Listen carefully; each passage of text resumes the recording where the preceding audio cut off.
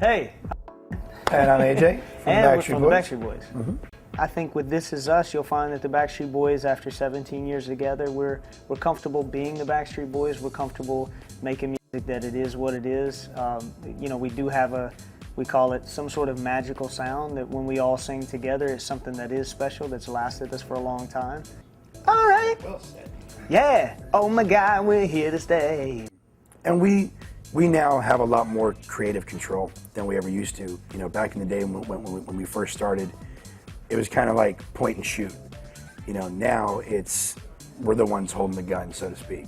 It's funny because when you go back to the beginning times for the Backstreet Boys were about the success of the Backstreet Boys. And then there was a time when the industry kind of turned to who was writing, who was producing. And if you do go back, way back on our second record that was our first record in the US, we even had songs that we were writing and producing at that time. So I think we talk about this term dwarfed by the producers or how can we make it ours when we're the Backstreet Boys and we're working with somebody amazing. It's a good collaboration because we have many years in this business, and I think we're seasoned artists. A lot of times we're great writers that have been also overshadowed by our own success.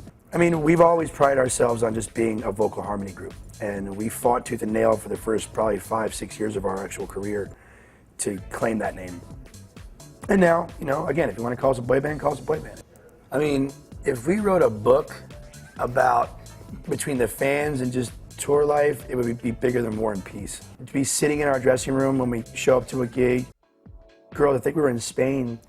We walked into our dressing room, there's two girls with their jeans ripped, they're bleeding, they had jumped over a barbed wire fence, and they're just sitting there. And you know, when they see you, they don't really know what to do, because they're like, oh my God, you're really here. And then when it comes time for them to be asked to leave, that's when they like put you in a chokehold and they don't want to let go.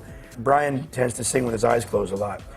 This girl this girl was standing like right in front of him when he opened his eyes, and she like bumped the mic and it hit him in the face. We were singing I'll Never Break Your Heart, and we were on the center of the stage where the center used to rise up in the middle and it would turn around, because that was like Big Willie style back then when we were pop living big draws.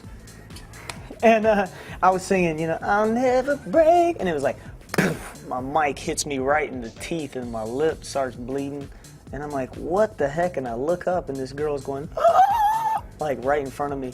And our security guard, Marcus, about that time, she timed it perfectly. I don't know how many shows she had seen to know right when the stage lifted up, because it kind of separated from the rest and lifts up. So our security guard is trying to climb the ramp as the stage is lifting, and he can't even get up there. He's sliding down, and he's going, come here, girl, trying to get this girl off. And then she runs and gets Nick in the headlock after she bashes my mic into my lips. So that was interesting. People are people. It doesn't matter what you believe, and we make our music for everyone. And whether you're gay, straight, black, white, it doesn't matter, young or old. I mean, yellow or red. Music touches everyone. And if our music touches the gay community, I think it's awesome. I think it's absolutely brilliant. The typical boy band label, I would have to say, you know, will still go down in history for I Want It That Way or Quit Playing Games With My Heart.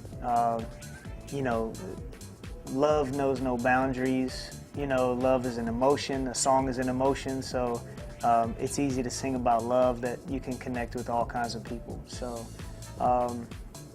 it's probably going to be I Want It That Way, because when you think of Backstreet Boys, you think of Backstreet's back, all right.